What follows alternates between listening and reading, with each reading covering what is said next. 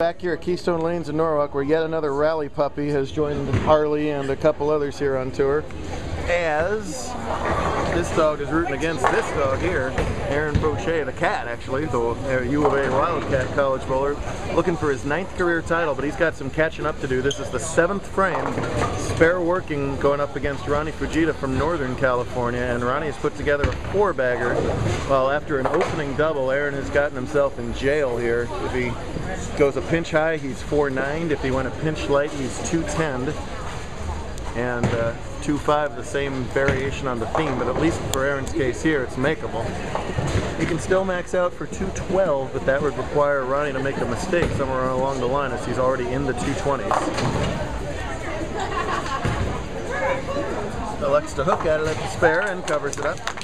Pulled on a surprisingly challenging Broadway pattern today. We thought that might be a bit easier after yesterday's really challenging pattern. It didn't prove to be the case, as the cut was essentially the same as yesterday. It was -84 today. A lot of the bowlers were saying pair to pair was pretty difficult, and there was also 8 bowlers on a pair, so that tends to break down a pattern really, really quickly. Aaron's had a lot of success this season with the U of A bowling team. It was great to see the U of A bowling team just simply exist again. I was proud to bowl for them for a couple of years. Just a club sport. These guys raise all their own funds, travel around together, more than held their own against some of the big guys in college bowling. So Aaron himself had some great individual results. Always happy to see our alumni do well at the college and other non-JBT ranks. Definitely a mandatory strike there for Fosh, but Ronnie wants to win JBT title number 3. He's got it on his powerful right hand right here. Rocking the Rally Cup. If you've never seen any other of our Ronnie videos before, that's what he does every single time when he needs a comeback or just needs to keep the string going, and that Rally Cup has proven to be formidable. He comes all the way from Northern California to bowl our SoCal events. He's about to win a 3rd here as he saws that rack apart. NorCal loves that one, and now if he just marks in one of the last 2 frames, he will have the title. Big thanks again to Keystone for hosting us. First time in 2 years we've been here in the, they call it the Southland area of LA, sort of. Kind of right between OC and the Southland.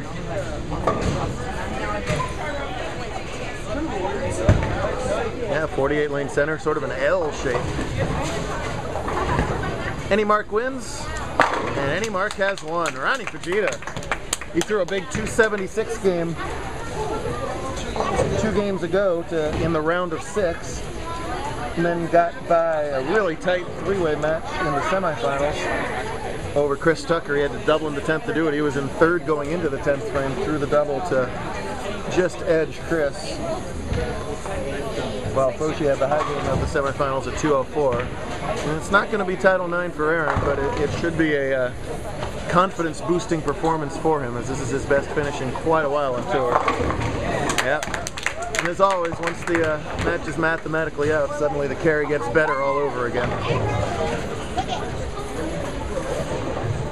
She can't figure out, Marguerite can't figure out what team she's on. It was Team Ronnie before, now it's Team Aaron. It's very equitable of her, but you know. So Ronnie up there in the mix of our points race too. The points leader after the Invitational is our bowler of the year, and the Invitational itself is worth triple points. So he's still got a crack at the ultimate honors on tour, bowler of the year.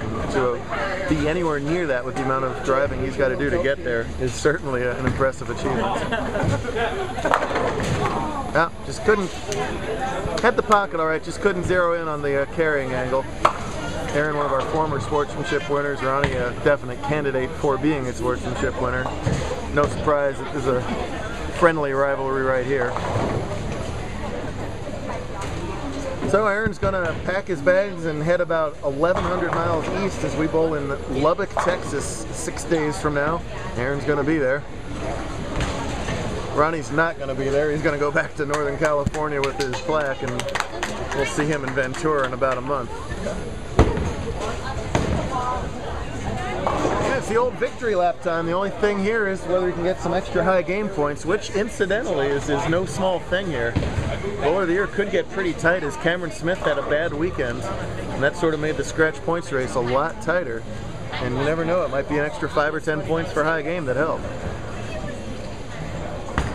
Can max out for 67 and, well, that's out the window. 46 isn't going to get one of the high game points today. We had a couple 270 games, I believe, unless the weekend's all blending together, which is certainly possible too.